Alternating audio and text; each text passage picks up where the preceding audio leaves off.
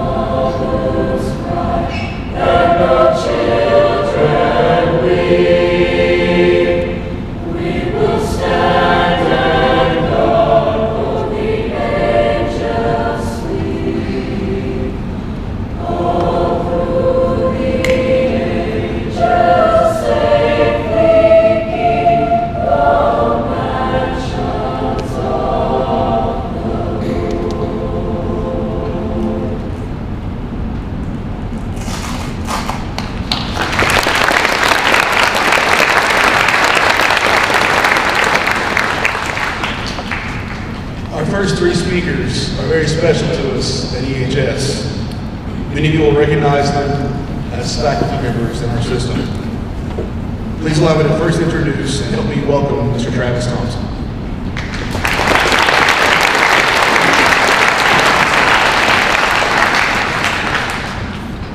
Beautiful job. Good morning. My name is Travis Thompson, and I serve United States Marine Corps Reserve for almost 23 years now. I'm also a supervisor here in Elizabethton City Schools. Thank you so much for allowing me to speak today. It's truly an honor. I wanted to talk to you today about service to country and self-sacrifice as we honor our veterans for Veterans Day. What is service to country? Service to country doesn't necessarily mean wearing a uniform, although oftentimes we look at it that way. Dictionaries define service as an act of help or assistance. Service to country involves being proud of who you are, respecting our great freedom, and giving back in a proud and appropriate way. Almost every sitting president has challenged American people to serve, whether it be helping defend the country, volunteering, or volunteering in the community to combat hunger or homeless epidemic. If you choose not to serve in uniform, please make it a personal goal to give back in other ways. There are numerous ways to become involved, but it's ultimately your choice and your initiative. What is self-sacrifice? Self-sacrifice defines giving up one's own interest, wishes, in order to help others or to advance a cause. Think about this for a minute. Giving up your comfort zone or your own self-interest to help someone else. Again, this doesn't have to be accomplished by wearing a uniform. There are unlimited opportunities where you can engage yourself in self-sacrifice to others. Again, I challenge each and every one of you to examine your place in life and offer yourself your talent and your abilities to make a difference in the lives of others. But today I want to share with you about a Marine who displayed self-service to this great nation as well as self-sacrifice. He is a Medal of Honor recipient, and his name is Dakota Meyer.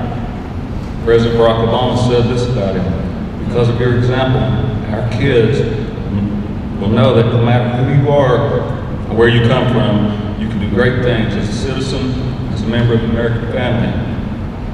General James Amos said this about Meyer: he embodies all that is good about our nation's core of Marines. He's a living example of brave young men and women whose service, fidelity, and sacrifice make us proud. At this time, I'd like to read you his Medal of Honor warrant. For conspicuous gallantry and intrepidity, at the repeated risk of his life above and beyond the call of duty as a member of the Marine Embedded Training Team in Afghanistan on 8 September 2009, when the forward element of his combat team began to be hit by intense fire from roughly 50 Taliban insurgents dug in and concealed on the slopes above the Ganjgol village, Corporal Meyer mounted a gun truck, enlisted a fellow Marine to drive, and raced to attack the ambushers and aid the trapped Marines and Afghan soldiers. During a 6-hour firefight, Corporal Meyer single-handedly turned the tide of the battle, saved 36 Marines and soldiers, and recovered the bodies of his fellow brothers. 4 separate times he fought the kilometer up into the heart of the deadly U-shaped ambush. During the fight, he killed at least 8 Taliban, personally evacuated 12 friendly wounded, and provided cover for another 24 Marines and soldiers to escape likely death at the hands of a numerically superior and returned foe. On his first foray, his lone vehicle drew machine gun, mortar rocket grenade, and small arms fire while he rescued 5 wounded soldiers. His second attack disrupted the enemy's ambush, and he evacuated 4 more wounded Marines. Switching to another gun truck, because his was too damaged, they again sped in for a third time. As the gun turret killed several Taliban attackers at point-blank range, and he suppressed enemy fire, so 24 Marines and soldiers could break out. Despite being wounded, he made a 4th attack with 3 others to search for missing team members. Nearly surrounded and under heavy fire, he dismounted the vehicle and searched house to house to recover the bodies of his fallen team members. By his extraordinary heroism, presence of mind amidst chaos and death, and unselfish devotion to his comrades in the face of great danger, Corporal Meyer reflected great credit upon himself and upheld the highest traditions of the Marine Corps of the United States Naval Service. Corporal Meyer demonstrated self-sacrifice and service to country in a way that most of us will never have to experience. He is one of many stories that are available to read about Meyer. East Tennessee has an overwhelmingly large amount of veterans. I challenge each and every one of you to take time to listen to their story. Thank them to realize how blessed we are to live in such a free nation. Please do not take for granted how blessed you are. Volunteer, whether it be in uniform, by supporting and helping local initiatives. Be a part and enjoy experience in service to country and self-sacrifice. Please, I challenge all of y'all to listen to a story. Listen to a story, be able to share it. Many of y'all have family members that serve. Hear the story, pass it down. Don't let the stories die out. They're too powerful and great for the country we live in. So thank you all very much for your time.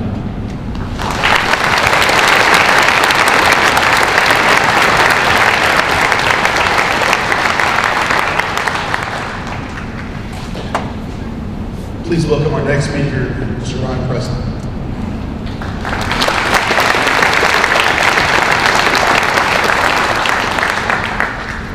For those of you that don't know me, I'm Kurt Pressman. Here at EHS, I'm a criminal justice teacher and a baseball coach.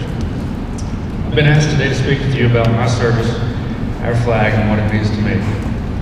In addition to my work here, which I love, I'm a happy father of 3 and a husband to a wonderful woman named Sarah. Pretty much your average 37-year-old man living what I like to term as the dream. But I, like many of you, know that my dream comes at a cost. It's a cost I've seen paid for at an astronomical price. I know that my life didn't just happen this way because I worked hard.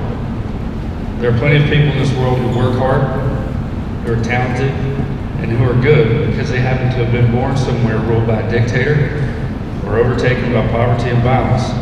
They never get to pursue their dreams like I did. See, my dream came true because I worked hard, because I lived in America. It's really as simple as that.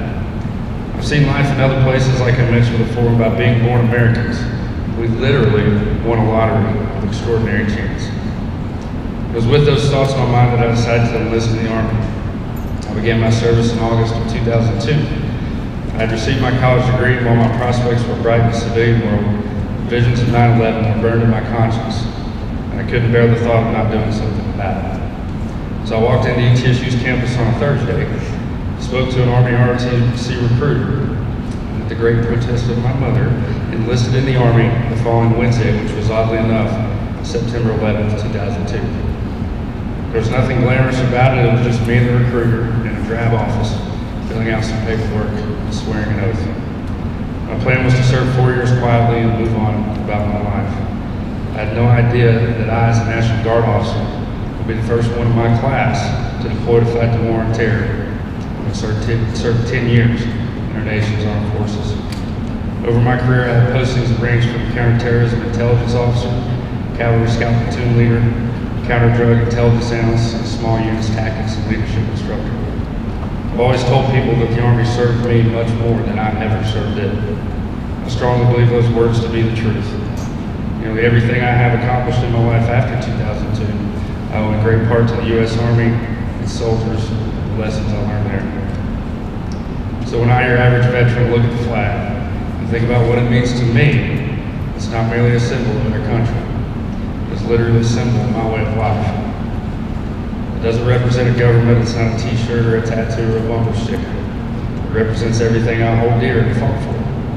It represents my beloved mountains and lakes, my family, my cold mornings in a tree stand in one of our national forests. It represents my Constitution I'm sworn to uphold both as a soldier and as a law enforcement officer. It represents this school and our freely provided pursuit of knowledge and betterment. It represents me as a coach and a Christian. It represents the way I raise my family and the way I worship God. In short, I would trade my life for that flag, as would anyone I ever served with. And it's that flag that was draped over the coffins of many of my friends. And it's that flag that will be on my coffin hopefully many years from now. So it's not a means of protest or a symbol cheaply bought Chinese-made patriotism. It's a living, breathing representation of me and you, and our lives, our liberty, and our pursuit of happiness. I think a lot of people wonder why men and women would fall with a piece of fabric into gunfire and would die to maintain the integrity of it. Those that fail to understand this, along with those who feel disrespecting this flag is somehow acceptable if their cause is just, have misunderstood everything I just said. They see fabric, but I see the faces of my friends who gave their life for this country and for this flag. But honestly, I'm glad that we live in a country where they can freely do so. I just hope they take the time these next few days to pay respects to the men and women who fought the right for them to live the life they live with immeasurable sacrifice. In closing, I want to speak to you for just a second about how you can honor our veterans in our country. A kind word is nice, a kind deed even better. But really what I would like for you to do is live a good life. Live a life that would make the veterans and your family proud. Take advantage of the opportunity afforded to you by living in this great country. Work hard, love those around you, and fulfill your responsibilities. That is what my service was about, and I hope in some way you all benefit from it. For after all, that's why we all served. Thank you.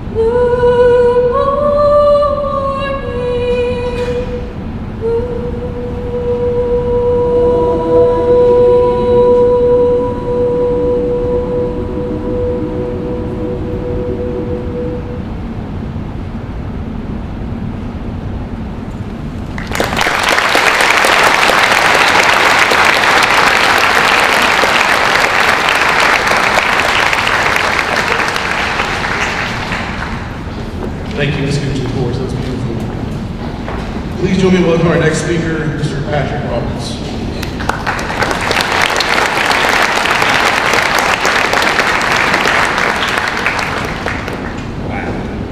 Wow, that was great. Hard talking after this. I am Coach Roberts, as we all know. Mr. Roberts. I coach volleyball, I teach math, and I teach art here at the high school. My story is a little bit different than Kurt Pressman's. I enlisted when I was 17. I mean, I didn't even know I was going to graduate high school. I wasn't a very good student. When I did work, I did good. When I didn't, I got through. I enlisted and my parents had to sign for me to go to the Marine Corps. My father called me lots of things. Was not proud of that decision. Told me I was going to wait till I was 18. I said, fine, I'll do it. And he said, and then he decided that I was going to do it. So he agreed to sign for it, to sign the paper. My mom was not happy, but was going to do it. The one thing my father said was, you're going to have a job that you can come out and do something with. I wanted to be a radio operator. My dad said, no. You had a giant target on your back with a big antenna. So I looked, my ASVAB score was really well, it was really good. So I asked my recruiter, what's this NBC, nuclear, biological, and chemical defense? And he really didn't have a whole lot of information for me. And I said, hey, let's do that. Why not? It sounds interesting. So left for boot camp in 1992. I had just turned 18, January.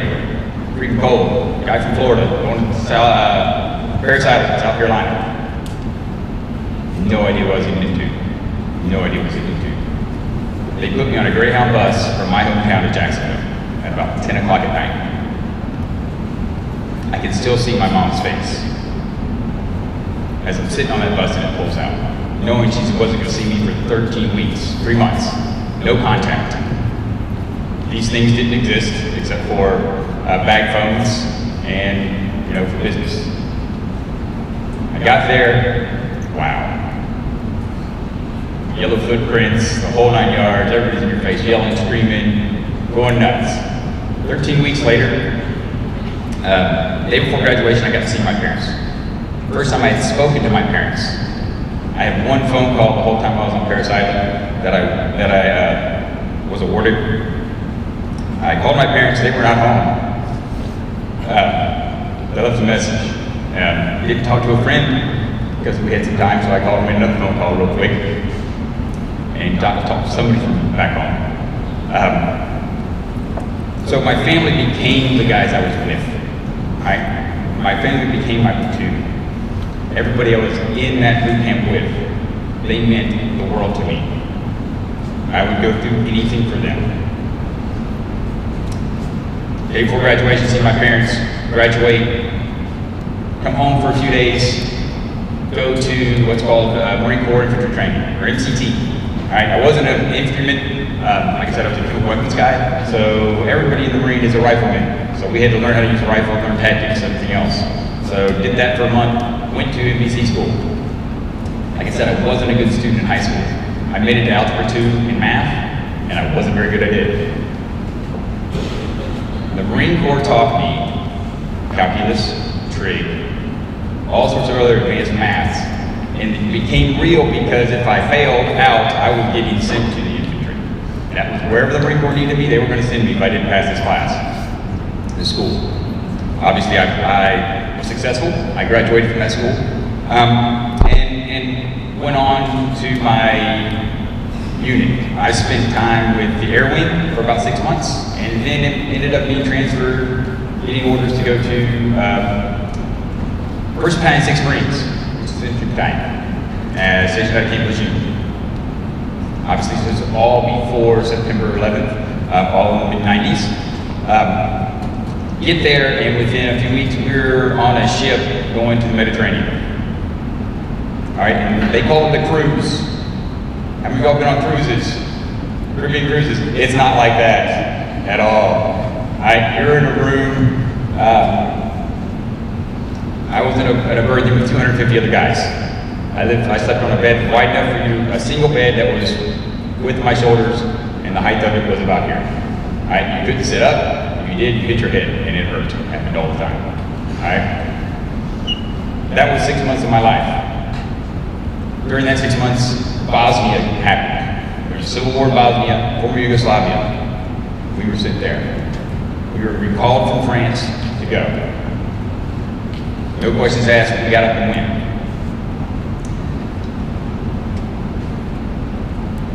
All 4 years, I went different places. We got back from the Med, went to Cuba, got refugees in Cuba. People who wanted to come to this country for a better life. They were doctors, they were lawyers, they were Olympic athletes, these Cubans. We were guarding them, waiting for them to get vetted, waiting for them to be able to become citizens. We asked one of them, how long did it take you to get here? His response was, it took me 15 days to get to Guantanamo Bay, Cuba. We asked him, how's that happen? It took him 15 days on his homemade raft to get to the shoreline of Florida. Our policy is if they did not, at the time, if they did not get all the way out of the water, they got sent back. He didn't get all the way out of the water. He was sent to Cuba within an hour. And had spent multiple months in Cuba waiting for all his paperwork to go through. That was just a little bit of things, all right? The thing that amazed me the most when I was in Cuba is the fact that we talked to these people. When we first got there, we took over for the Air Force. It was a joint task force, so there was all of the branches down there doing humanitarian work. The Cubans that were in the camp didn't really come out when we got there. We took over. And once we spent some time, we asked them why. Their government had told them throughout the years that to be a Marine, you had to do certain things. And one of those things was kill an immediate member of your family. Not a distant third cousin, twice removed.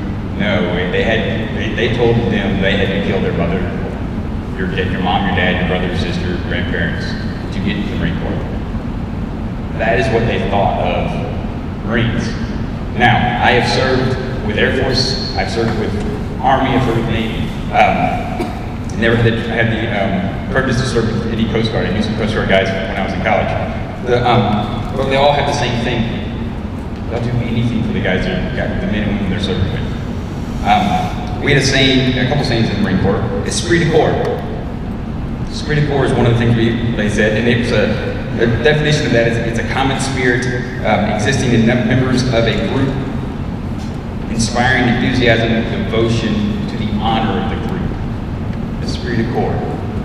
That was said a lot when I was in. And then there's one that everybody's probably heard of, Semper Fi. Always faithful. I've been out of the Marine Corps. I spent 7 years in the Marine Corps. I got out right before September 11th. And active duty and reserves.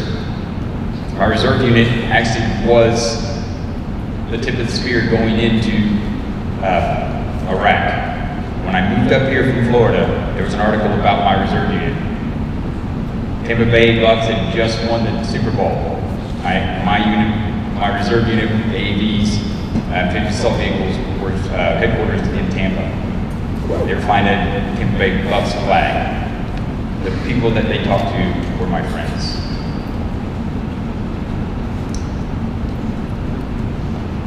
There's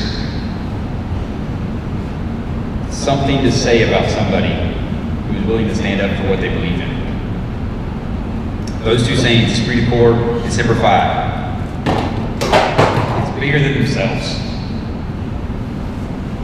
All these gentlemen up here with me did something not for themselves. We did it for you, we did it for our families, we did it for our country. Our society is so self-driven, individuals. It's me, I'm important. Boot camp, they turn you into a team. Everyone's important. one person doesn't do their job, the team breaks down.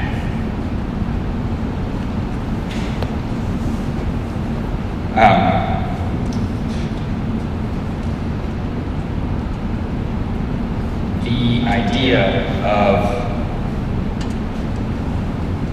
a unit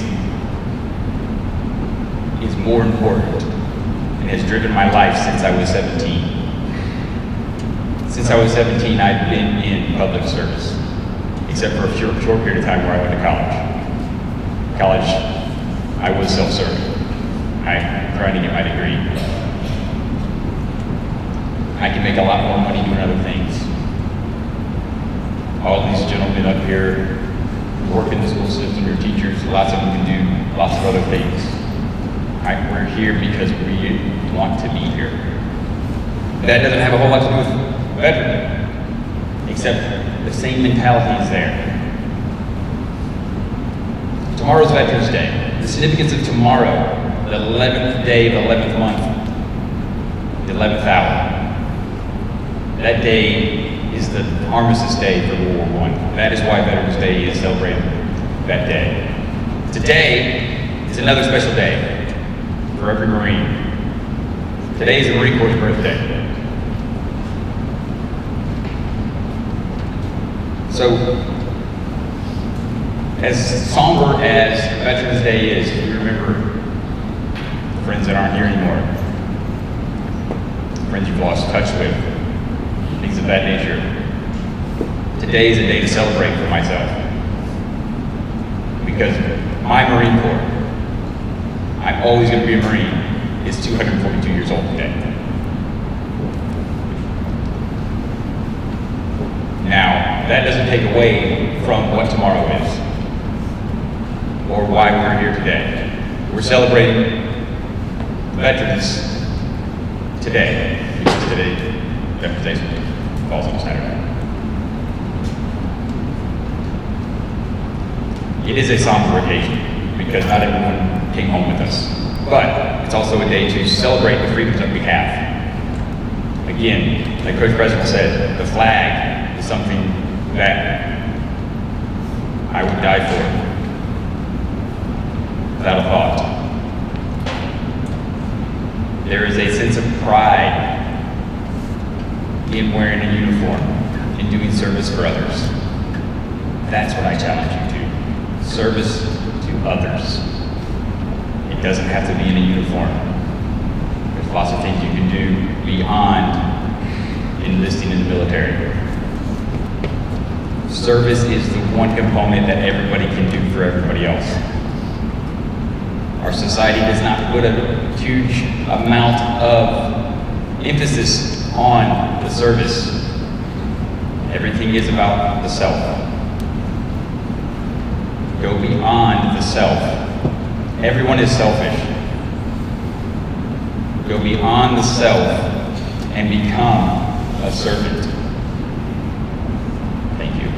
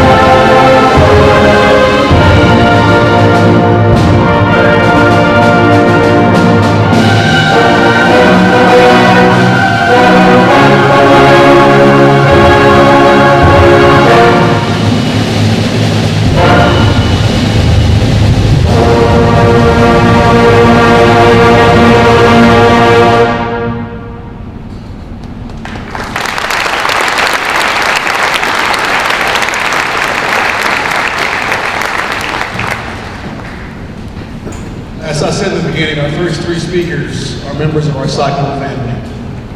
As you see them in the hallways or in class, please take a moment and thank them for their service. Tell them how much it means to you, because it means the world to me. We're very honored to have our next two guests with us today. Mr. Ken Wiley was a member of the U.S. Coast Guard during World War II. While in the Pacific, he piloted landing boats that delivered Marines to the beaches on 7 D-Day invasions. His landings include the Marshall Islands, the Marianas Islands in Saipan and Tinian, the Philippine Islands in Leyte and Luzon, and at Okinawa. Mr. Wiley is the president of the Appalachian High Country World War II Roundtable. He has authored 7 books. His book, Lucky 13, D-Days in the Pacific, with the U.S. Coast Guard World War II, was chosen as the winner of the Foundation for Coast Guard History Award in 2008. Mr. Wiley has co-hosted more than 250 television programs for a television show entitled The Veteran's Voice, on which he has interviewed and documented the lives of more than 400 World War II veterans. Mr. H.C. Moretz was a member of the U.S. Army during World War II. He was in the famed U.S. Army's 78th Infantry Lightning Division that fought throughout Europe. Mr. Moretz was part of the March to Berlin, leading to the surrender of Germany in May of 1945. He was one of the first to cross the last bridge that was still standing over the Rhine River. H.C. crossed the 500-yard-long railroad bridge while it was fully wired with German explosives and under heavy German fighter plane bombardment to secure the Berlin side of the bridge before it was destroyed by German fighter planes. Please join me in welcoming these two great men and national heroes to Elizabethton High School.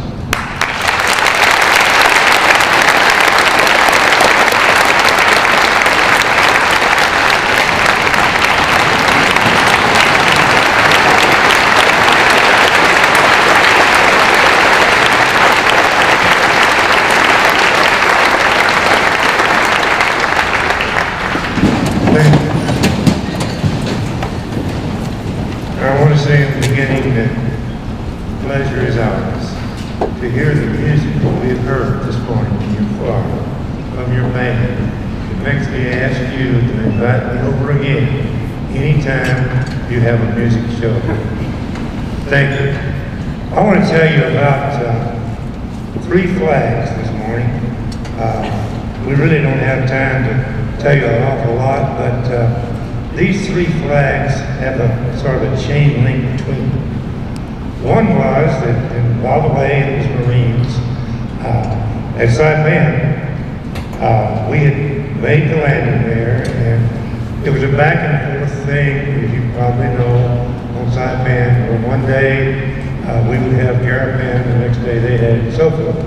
There was a problem with the snipers in the old sugar mill, which was located there in Garapan, and so they called on the Navy to send in their bombers and find them bombed that sugar mill. They didn't like to do things like this unless they had to, but they had to in this case. So they bombed the sugar mill, and nothing was left but the rubble.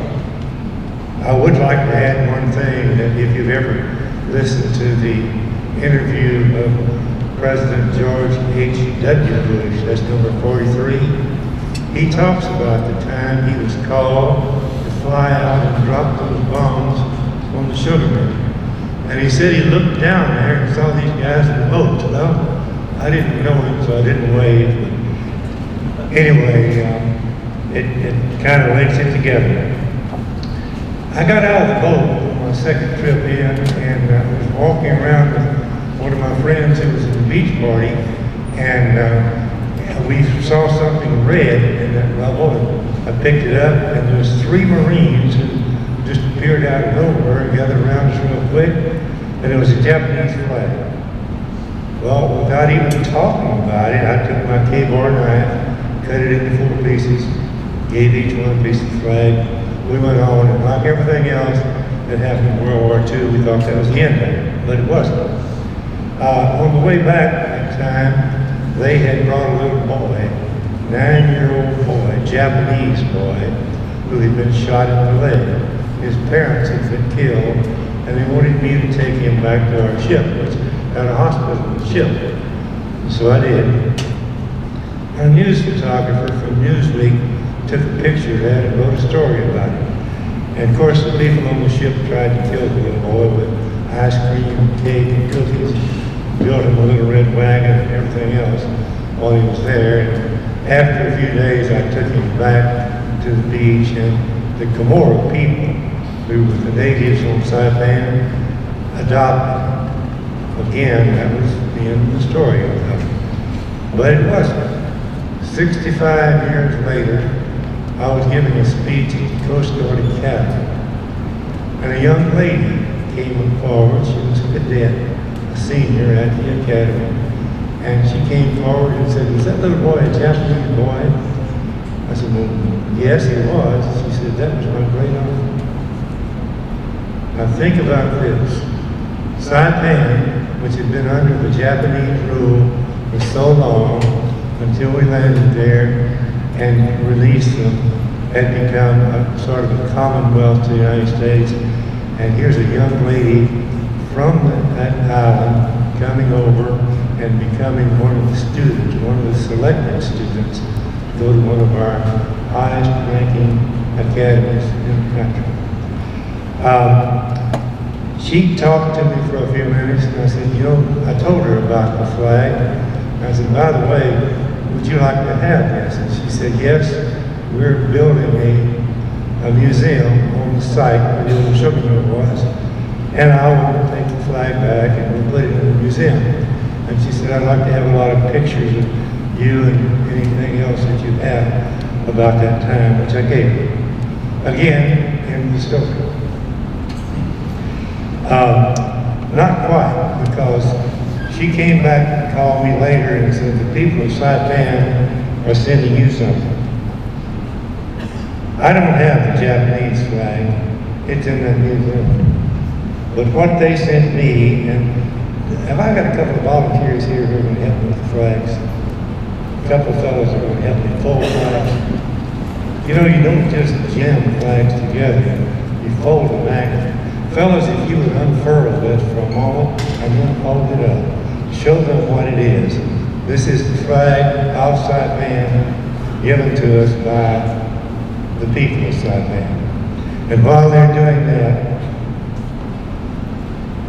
can you show it to them? Okay. Now, after you showed it to them, let's fold that flag up and we'll move on to another one.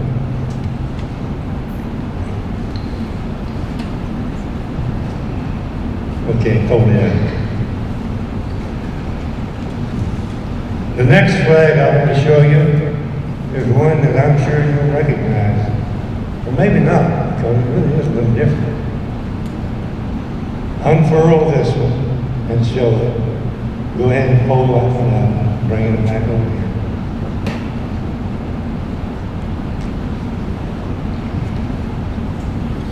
I was one of 5 brothers in the service during World War II. 3 of my brothers were with the Army Air Corps. 1 was killed.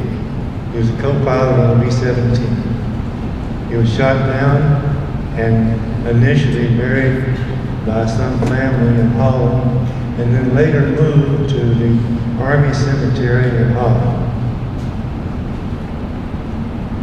This is the flag that draped his coffin when he was buried, and it was sent to my mother. If you'll notice, there are only 48 stars on this flag. Because that's all we had at the time, 48 states. This flag will be used one more time, and then I promised it to my granddaughter, who is a junior right now in high school. That's good. Sorry, fold that. I wanted to tell you this story about 3 flags, and Terry warned me when I came in that you have 5 minutes, but you have to stretch it to 7. That's okay. And I'm going to blame that other 2 on these guys here. I'm kidding, no, you did a good job. I did want to tell you one little thing. The Marines brought it up a moment ago, There were three of us in the landing craft, and one was a motor machinist. I was the coxswain of the boat, and we had a seaman. And we had gone to a restaurant, I'm sure, because we were too young to go to a bar or anything like that. So we were sitting in this restaurant, and there was a bunch of Marines there. And they knew that MacArthur had set up his own landing force.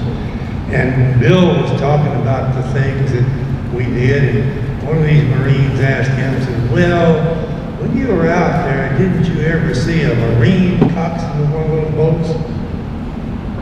Bill thought a minute, he said, well, yeah, I saw a few, but I never did get a good shot.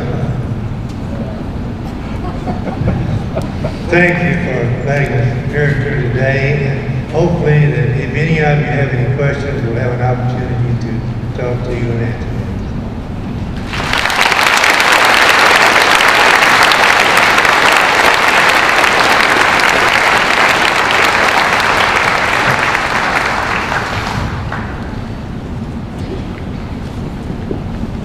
Would you please stand with me and thank these men for their service?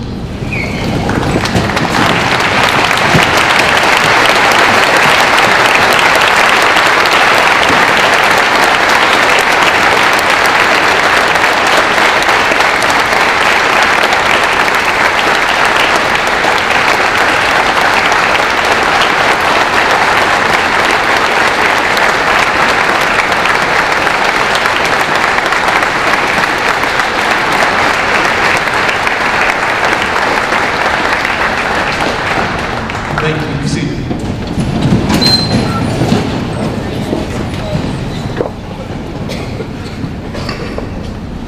As I said in the beginning, my greatest hope for today is that you will take the experience of meeting him. Remember it, honor it, treasure it. We're very lucky to have these three gentlemen working with us every day, and to have men like these two who are willing to share their stories. There are countless others that you experience throughout your lives that I would encourage you to take the time to interact with, to listen to, to think.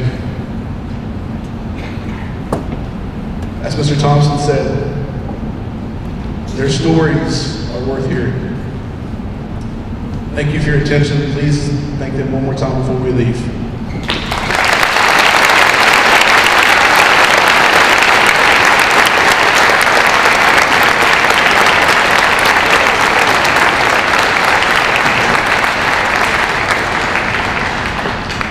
You are dismissed back to first.